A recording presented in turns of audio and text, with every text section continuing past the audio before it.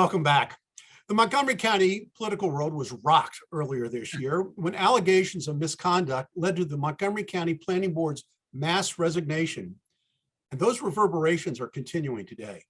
Recently, State Senator Ben Kramer put forth a bill which, if advanced, would establish a restructuring task force of the Maryland National Capital Park and Planning Commission.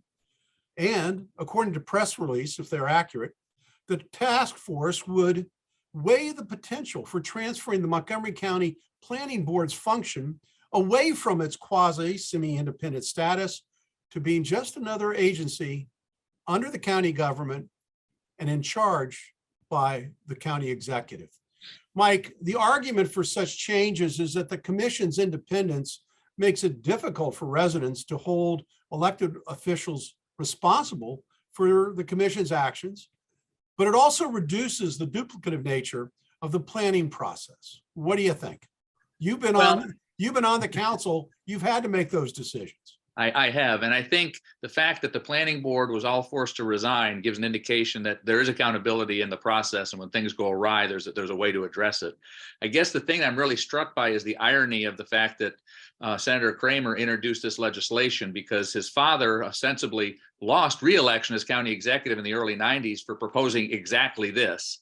And the fear was that he would actually, because he was seen as the pro-development candidate, that he would then assume this mantle and would pave over Montgomery County. Now, his son has introduced legislation that, interestingly, and a county executive who has exactly the opposite perspective and doesn't want to see any growth and development in the county wants to achieve the same outcome. And so it's interesting that Ben is kind of serving in this pivot point at this interesting time. I think there really isn't. Park and planning has always been a challenge because of its process, and then you actually get permitting and moving things through county government. But I think that efforts have gone to kind of streamline that. I am concerned about the county executive, in particular, this county executive taking over the planning function because he doesn't want to see development. He really doesn't want to see growth. He doesn't want to see housing. He wants to do things like rent control. And I think that creates a real challenge. And so I think that in this instance, the county council's concerns are fair. Well, that's an interesting summation anyway.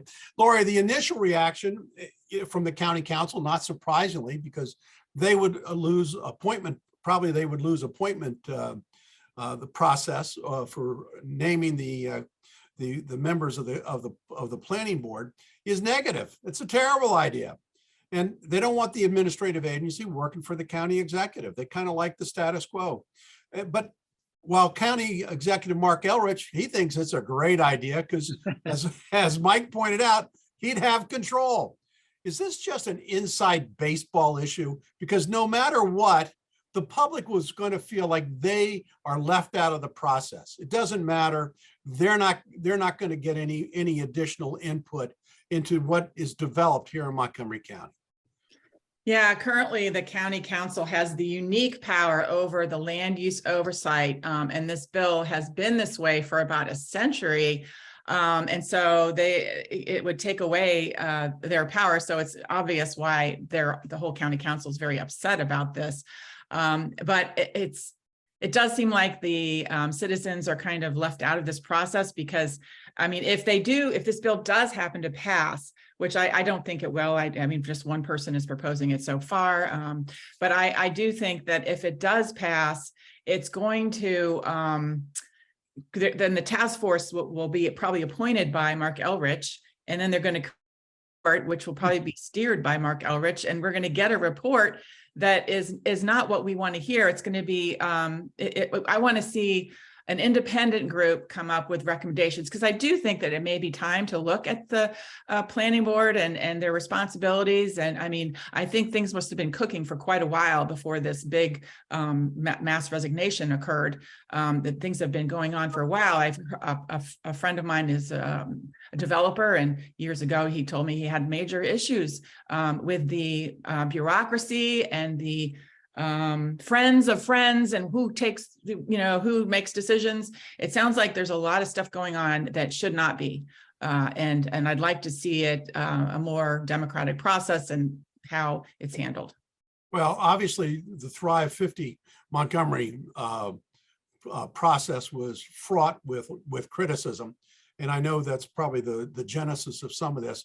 It also seems to me, Mike, that because this involves Prince George's County and Montgomery County, that the bill has to be approved by the delegations for the two counties before it gets submitted. So my guess is this is going to die before it even sees the legislature.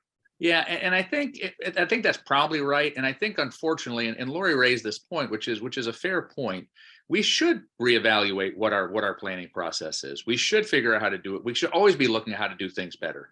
And this, unfortunately, because of how this is going to light up and be seen as fairly political, we avoid the opportunity to actually really take a look at how do we continue to improve planning in Montgomery County for the benefit of the citizens and for the growth of the county going forward. Because now it's going to be hung up in a political discussion, and we're never going to get past that, and we're going to have to draw lines in the sand, and we miss the opportunity to actually do a good thing and improve how the county operates.